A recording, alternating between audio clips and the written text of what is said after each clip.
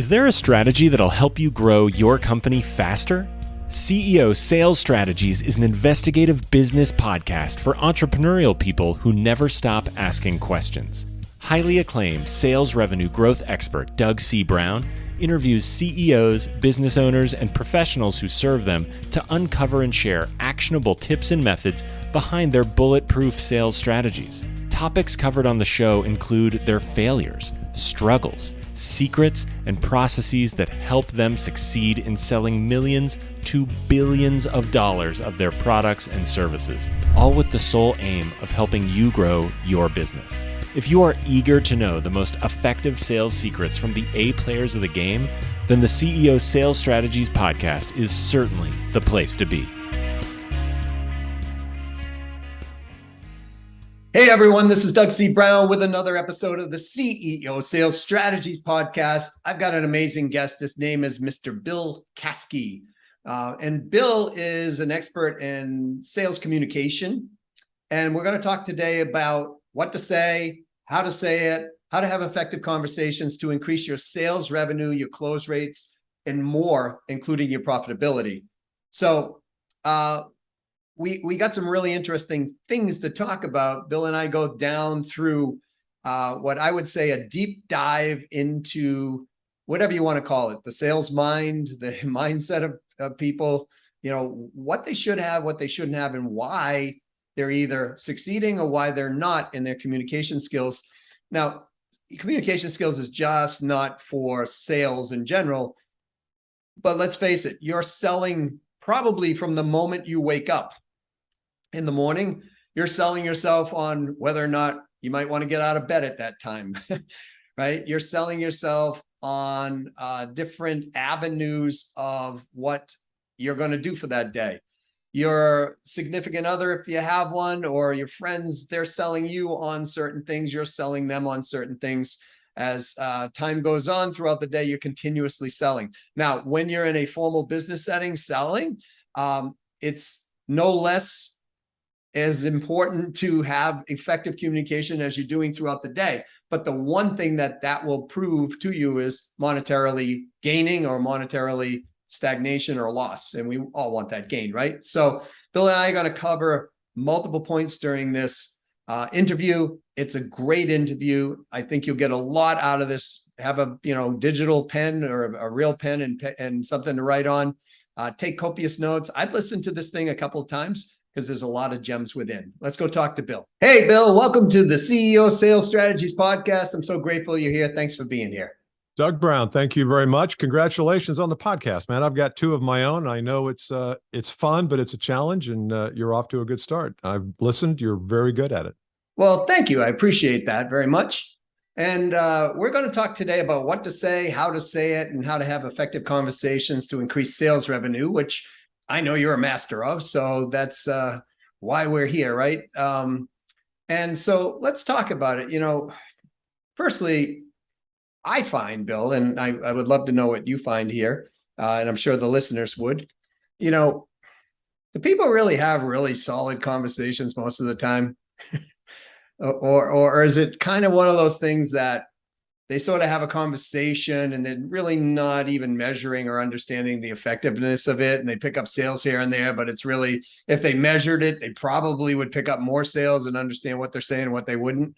What's your thoughts? Yeah, I think that language and our words matter. And I wrote this word down here a couple of weeks ago. I've been working it here for the last few weeks, and that's just intentionality.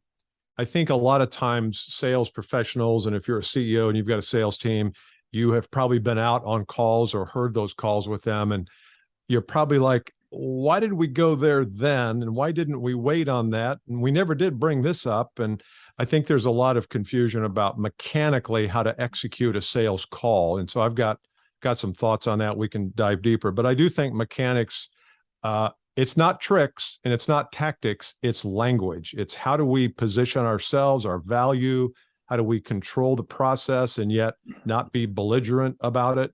And so there's a lot of dimensions, I think, to this language thing. Yeah, and I'm in full agreement. I kind of liken it all the time to like two people having conversation about fencing. One of them thinks they're buying, sword lessons, and the other's thinking they're buying picket fences, right? That's very good. And at some point, you have to define why you're there and what exactly fencing is to you, and make sure you're not in the wrong place. Yeah. So let's talk about the mechanics of a sales call, because a lot of people I get asked this all the time, like, how do I approach a sales call? And sometimes it's from people who are veterans who are making lots of money selling. It's like, I just don't know what to say, how to say it, why to say it, what not to say. I just sort of have conversation, and I get a percentage of sales. Yeah. So maybe we think about it here as a kind of a sequence of events. And let's just, for context purposes, maybe we're talking about a first call, a first meeting. Maybe they've invited you in. Maybe you've begged and showed up uninvited, but whatever. Let's say it's a first call. I think the first thing that I teach my clients to do is set the tone, because if the tone is not set, then it becomes an interrogation, or could end up being that way. What are you doing now? What do you like about it? What don't you like about it? What are you trying to accomplish? And I think when we interrogate, every time we ask a question, people get the defenses kind of go up. So I like the idea of just setting the tone up front, saying, look, I appreciate you inviting me. I'm going to give you some words here. If you want to cut this out, you can. But, I appreciate you inviting me in. Looking forward to this. Here's what I thought we could do.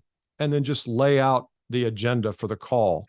I think that sets the tone, and it also keeps you, the sales professional, on track, so that you're not tempted to go off into Never Never Land and they can't even figure out where the hell you are. So setting the tone up front, I think, is very important. And I'd be curious to know what you think about that. I think it's utmost important. I love what you just said. Otherwise, the salesperson will go off into Never Never Land or La La Land or whatever, right? And all of a sudden, we are talking about sword lessons, and they're talking about picket fencing, right? So it's one of those things. I see this time and time again, where they don't set the frame, they don't set the agenda, just like you said, setting the tone for the meeting, and then out of the blue, the first question that comes out of like a CEO's mouth or whatever is like, all right, so tell me why you're here.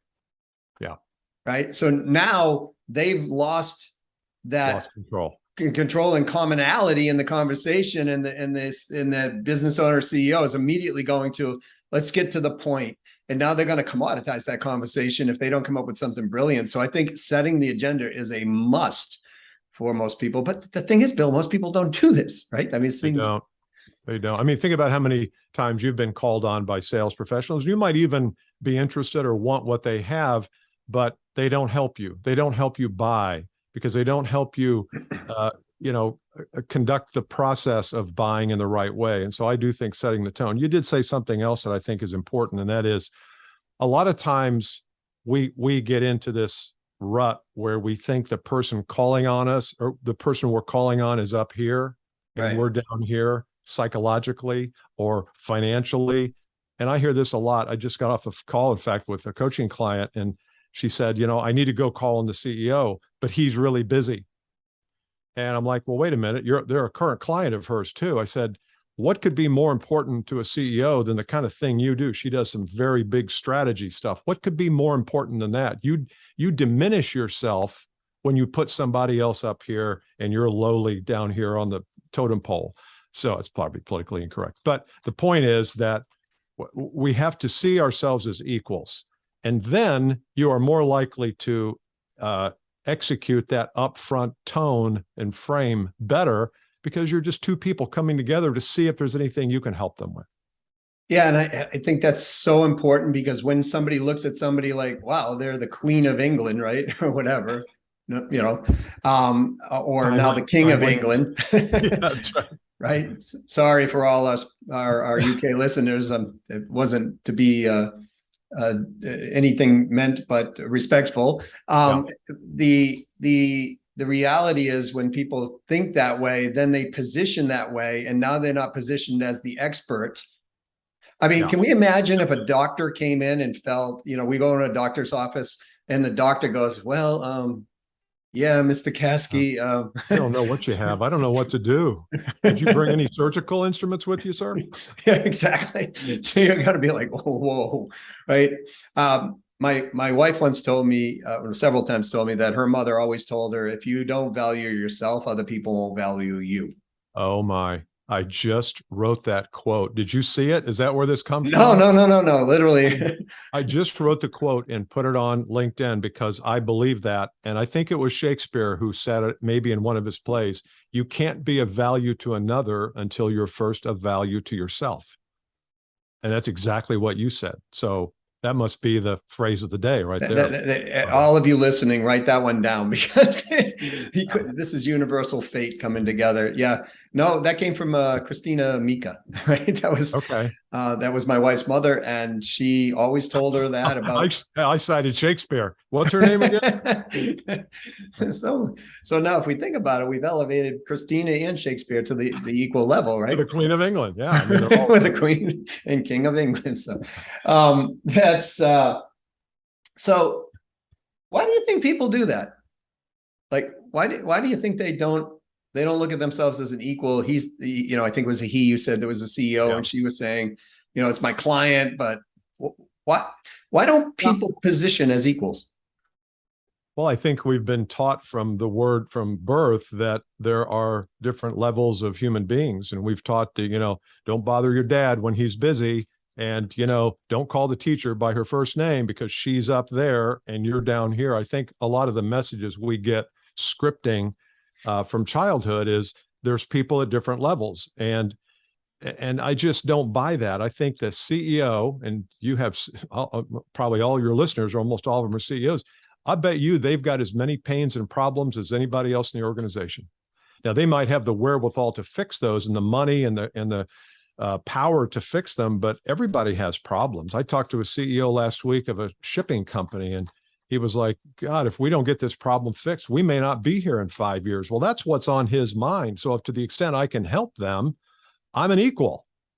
And yeah. I'm not above, but I'm not below. I'm really equal. So I just wanted to bring that up because I think that does get in the way of us executing some of this language and some of these mechanics.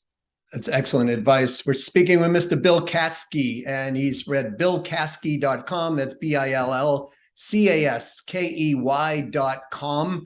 Bill, I want to stay on this point because I really think the mind part of this thing is part of the reasons that a major part of the reason why people do not have effective communication. And, it's interesting you brought up about your CEO and what he said this morning. About 2 hours ago, I had a call with someone who's got a very, very successful company, but the pandemic actually has thrown this whole company off. And she's like, this is the first time we haven't made profit in 5 years. And she's worried, right? So if we understand as sellers, this is a question. If we understand as sellers that these people are human beings and we have scripting from birth that says, hey, if it's the mayor of the city or the governor or whatever, that you should be positioning this or that way. What are some of the things that you may give people some advice on? Okay, how do I change that thought process? Because it's like been ingrained for, who knows, 30 years, right? Wow. And then somebody just comes along in my case, and says, 60 years. Yeah, as well as I, right? And we are trained from birth. I agree with you 100%.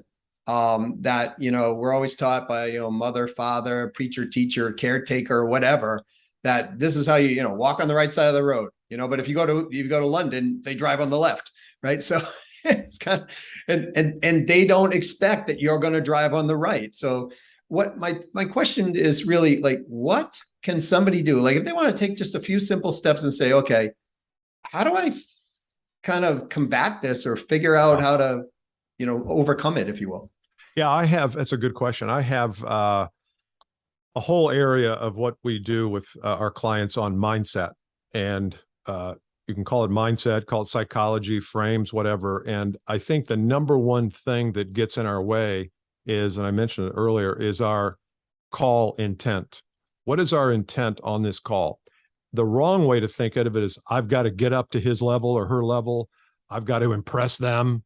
I've got to prove to them that I'm the best supplier east of the Mississippi. Those are faulty intents. That has nothing to do with them. The right intent can take all of the anxiety, all of the fear out of the process. And the right intent is does this person need my help? And my intention here today is to understand their dilemmas, their circumstances, their problems, their visions, their goals, unattained goals, and see if I can bring anything to bear to help them. Once that's your intent, it doesn't matter who you're calling on, because the intention is about helping, serving, supporting, inquiring, being curious. And now it takes all the fear away, because I'm not worried about what I'm going to get out of it. I'm only concerned that they get value out of this interaction they have with me.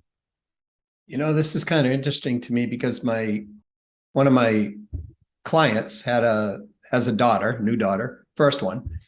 And I was asking her to send pictures because she's kind of like my third daughter now, right? I mean, I helped her grow and the company grow to the third fastest and largest, company of her type in Europe. So she's always sending me, "Hey, Grandpa, here's your granddaughter pictures," right? And every time I look at it, like, part of me feels a little older and a part of me feels, warm and fuzzy about it. But the point being is, children, when they're early, before they get that scripting, they don't have those frames. Mm-hmm. And so it just hit me with what you said. I was like, wow, you know what? Her name's Rose. And Rose, she doesn't have those frames. So she goes up to somebody on the street corner and says, if she's outgoing, she might say hi. And we don't say, "Hey, that's the CEO of Oracle. You can't just walk up to him." They don't care. It's a human. It's a soul. It's a human being. It's a soul in a human body. And we get too busy with labels, I think.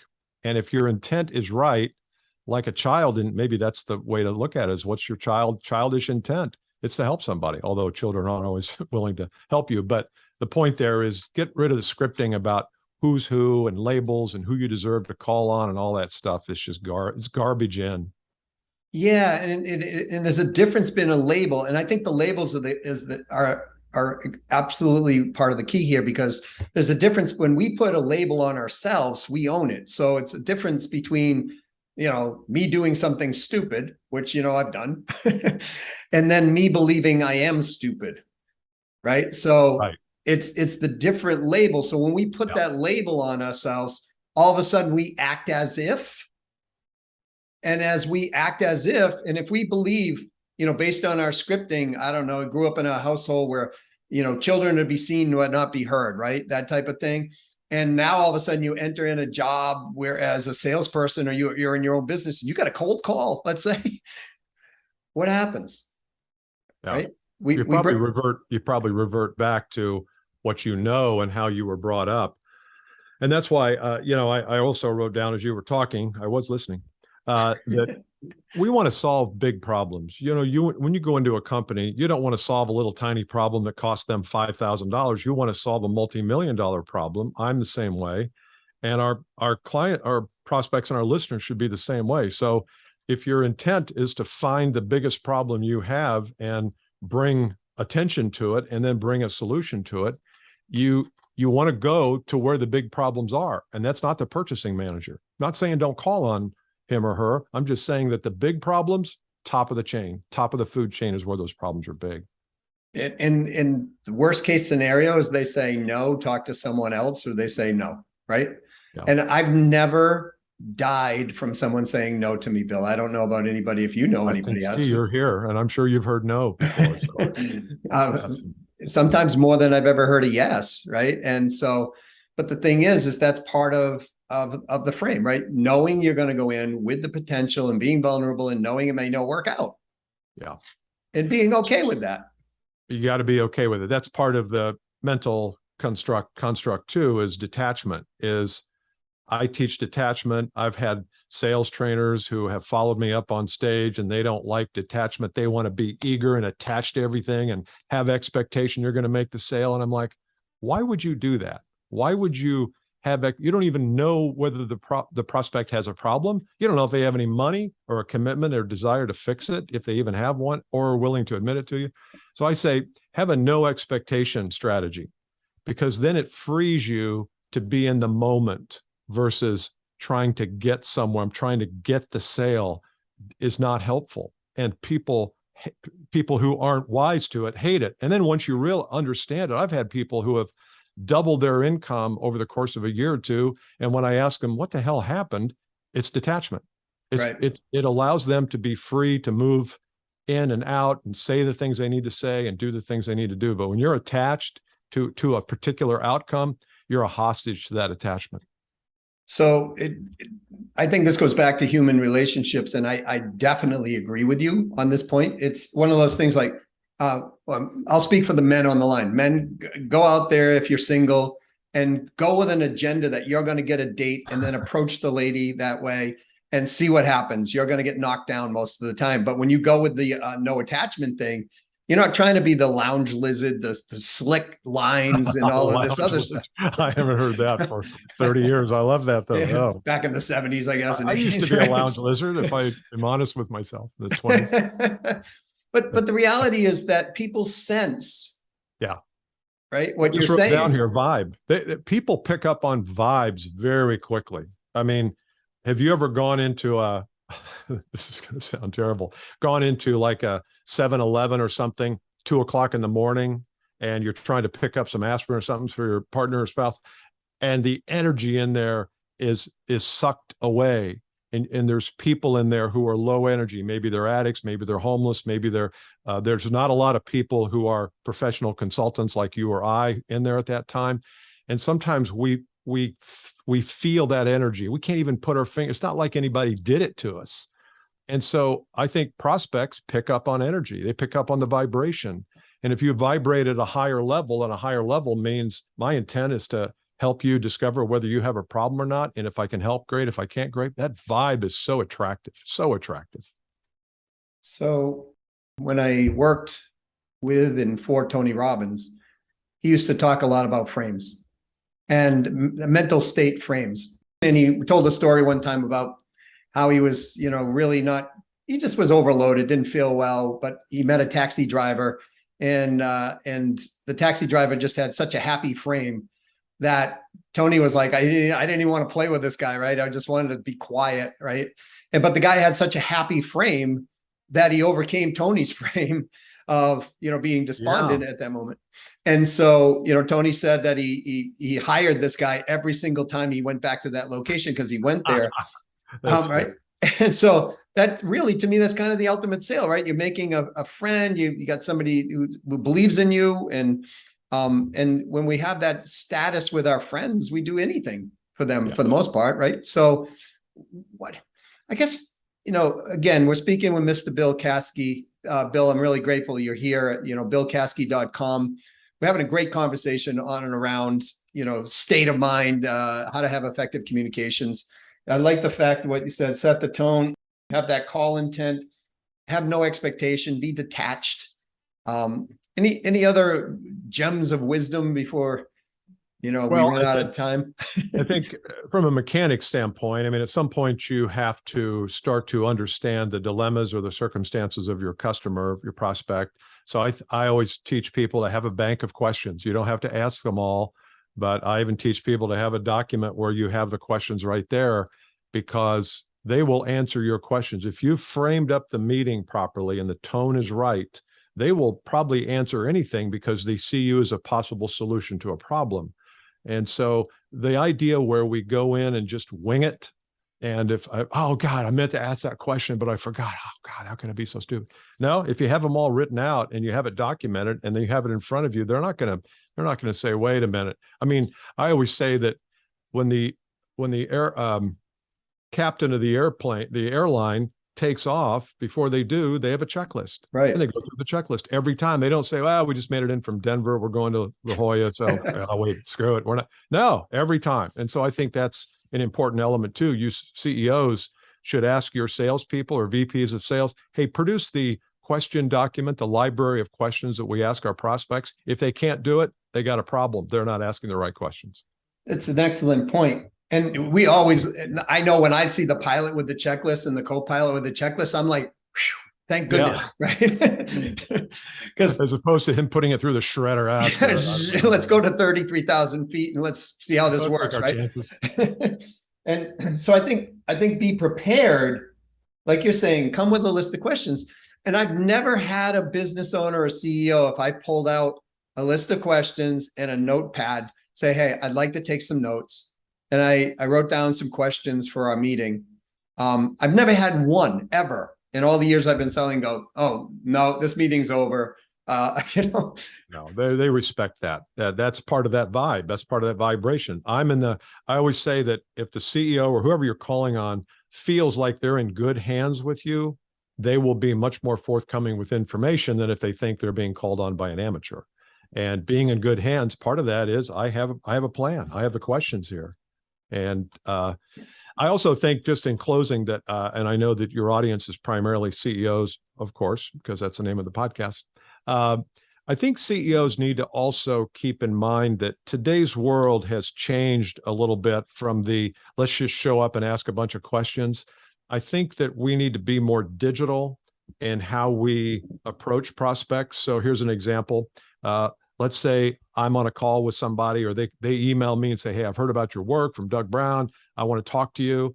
I will always send a calendar invite for a discussion, but I'll also send a video talking about some of my philosophies. Because if our philosophies are askew of each other, it's not going to work. And I can't tell you how many times people have said, I watched the video, I watched most of it. It was really helpful. Here's what I'm looking to do. And it's almost like that's half the sales call. Yeah. And yet CEOs and VPs of sales too, we don't think digital enough, not nearly enough. That's how people consume information, is on their phone. If we can't give them something to consume prior to a meeting, we're selling ourselves and selling them short. So that's my tip for the day for CEOs. I love that, because it's pre-framing and positioning the actual media, the meeting, but it's also qualifying. They're going to qualify themselves in or out, right? So who wants to waste 6 meetings or 8 meetings a week on somebody who's like, nah, you know what I mean? And you booked in a half an hour each, and you lose 6 or 8 hours of your time because you got some prep time and uptime and downtime. And so that is a brilliant strategy. And I agree 100% with my clients, the ones we're supporting on the sales side, on the, bringing, commission only teams or teams to them. We're doing this, Bill, prior to, because I can see a difference in the close rate by doing this up front. And it's a lot fairer to the person that we're going to be speaking with. Absolutely. It's a courtesy.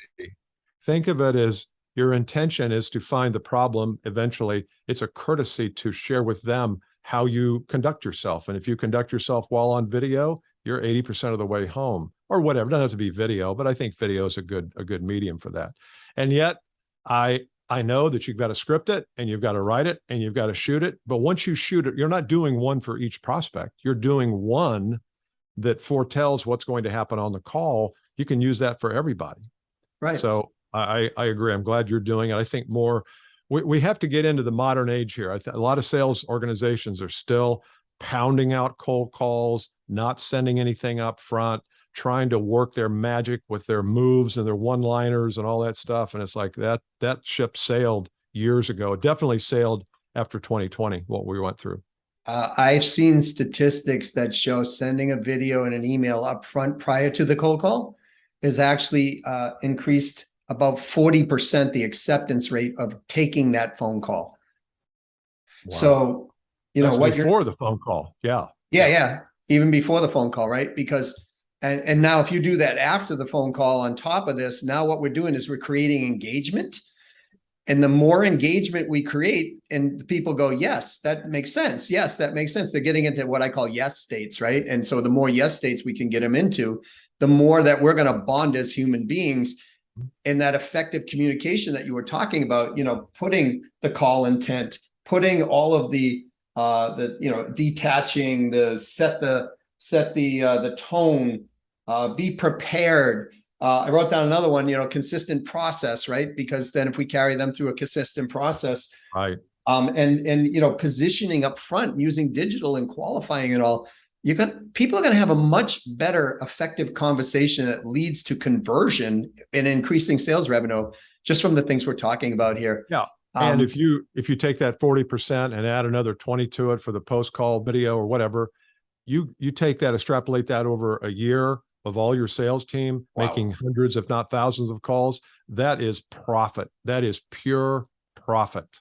And so saying no to that and saying, oh, we don't need video is a fool's game. I mean, you're giving up money that goes straight to the bottom line. So I like your statistics. I totally believe them. Now you have to go implement. You got to go execute. Well said, sir. Bill, if somebody wants to, they're listening and they go, my gosh, this guy's brilliant, I want to get a hold of him. What's the best way? It's unlikely they'll say that, but if they do want to consume more, go to billcaskey.com. I've got 2 podcasts, the Advanced Selling Podcast and also the Bill Caskey Podcast, and I've got a lot of free stuff there. And then if you want to get a hold of me, my calendar is there. You can book a call and we can chat about your team. And I really appreciate you inviting me on. It's good. I feel like we're simpatico on a lot of things here, revolving around sales, process, mindset. So it's been a real joy to be with you. Thanks, Bill. That's because we're 2 new guys starting out, right? Yeah, right. Well, Bill, once again, thanks for being on the CEO Sales Strategies podcast. I'm very grateful you came here, and I know the listeners are too. All the best. Well, I got a whole page of notes here to share with you guys. This has been an amazing podcast. And, I think Bill and I definitely have very similar philosophies on and around what is sales success and how to get there. Part of that process is our mind. Believe it or not, our belief systems, the way we frame things, the way we, value things and the value of the beliefs that we have will determine our communication levels. I love the rules that we came up with. Bill did a great job. The first one is set the tone, right? It's really about laying out the agenda. Now, so important to do this because if you do not lay out an agenda, then the person you're communicating with, especially in a business situation, they're going to lay out an agenda in their own mind, and you're not going to know that part of the script that they have in their head. So the reality is they're going to start asking you questions, and they're going to start bringing you down a path. So if you can show that you are the professional and that you should be here in front of them, no matter what level they're at, then they're going to respect that. And they're going to give you that respect in most cases to follow the agenda, unless the agenda is, not something that's making sense to them. So set that call intent right up front with the right intent. And that right intent is win-win selling, right? That right intent is, I'm going to help this person. I'm going to help this person solve a problem, gain an opportunity. And again, if it's a problem or an opportunity, talk about the big ones, as Bill was talking about, right? Talk about the big opportunities, the big problems they're having. Don't solve a, $50 problem, solve a $5 million problem. Now, whatever size company you're talking to, that could be $5 billion. That could be, $50,000, whatever level it is, but have the right intent to serve these people. Detach from the outcome. I can tell you personally, the months that when I was especially working in corporate sales or any type of sales job, the months that I would blow out quota or the annual quota knockout that I used to do, at one time I was outselling teams of 9 on quota. On my personal, I was doing more than 9 people. I can guarantee that I was detaching from the outcome. I had a no expectation, strategy going in. I just played win-win. And, this is what we want to do. Okay. Be prepared. What does that mean? Do your research. Have some knowledge about this person. Don't go talk about the fish on the wall. They're not interested in that unless they bring it up, right? But be prepared with questions that are going to allow you to follow that process that you're doing, that continuation of the intent and setting the frame. And it's okay to have questions in front of you. It's okay to take notes. They're going to think you're more professional doing that. Now, you must have a process around everything you're doing. This includes follow-up and everything else. If you haven't set a process out now, write it down. If you're the owner or the CEO of the company, your sales team doesn't have a process, you're dropping sales all over the place. Because I guarantee you, just on the follow-up alone, you're probably losing 80% of the sales that would have happened without having the follow-up in place. Now, next thing, digital strategy. Bill brought this up. Send out a digital strategy ahead of time. Send out a video. Doesn't have to be a long, drawn out video. 3 minutes, tops 5, right? Just something short. Can be 2 to 3 minutes long. People will watch it. If it's too long, they may not watch it all. But the reality is they're bonding with you when they're doing this. It's positioning. It's telling them, do they want the meeting really or not? It's a qualification tool. Why spend time with somebody who just is never going to buy? right? Now, here's the thing about the video that Bill and I didn't talk about, but I wrote down afterwards. It's got to be retold. In other words, that video should be something that if somebody took that video to someone else, it conveys the exact intent and the exact information that you want that decision maker to hear. Because sometimes you might miss on the influencer side. That's okay. You know, you get talking to influencers and you think they're the decision makers, but give them something that is retellable. In other words, if they bring it to someone else, it's coming first party from you, not from them, because otherwise they'll be telling the story about the favorite movie they just saw, and you go see the movie and you're like, wow, I didn't hear this, right? Or my gosh, I see this, but that wasn't what I heard. And that's what happens when we do tribal training, you know, passing down from human to human to human. We get a degradation many times in the story. And sometimes the story shows up that the hero is the villain or the villain is the hero. And we want to have clear information going by. So I think that does it. If you love this content of this podcast and you have other information you want to know about podcasts, not podcasts specifically, or even that, if you want to know and have a subject matter on this podcast, reach out to YouMatter, YOUMATTER, at ceosalesstrategies.com. Let us know what you want to hear. We'll be happy to review that. If it makes sense for the podcast, we'll definitely do it. We'll find a guest, bring them in. Now, if you think you can be a great guest on our podcast, reach out. Be happy to have that conversation. Send, if you will, some of the information ahead of time. Again, send it to YouMatter at ceosalesstrategies.com. If you love this podcast and you haven't subscribed, please do that. If you haven't given it a rating, I ask you to please give it a rating. I would be so grateful for that, as well as the subscription, because that improves the rankings for us. If you want to get yourself, someone you know, or someone company-wide or the company sales team to the top 1% of selling, reach out to me at Doug at ceosalesstrategies.com. I'm going to be coming out with some new products and training and services coming out in the last quarter of 2022 into the first quarter of 2023. I'm going to be releasing a software product as well. And if you want to know more about that, just reach out to me.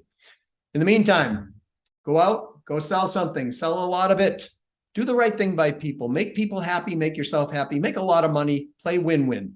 This is Doug C. Brown with the CEO Sales Strategies Podcast. Until next time, go out and have an awesome day to your success.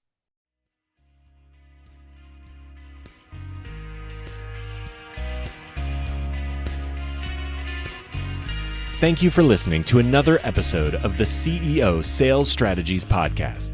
What is something that you learned that you could act on today? Don't forget to schedule it now, or it may never get forward momentum. If you find our content valuable, please leave a favorable review and let us know what you liked. Please also share this with others if the content will help them. For our show notes, other episodes, and more interesting content and resources, please visit ceosalesstrategiespodcast.com. See you soon, and to your continued success.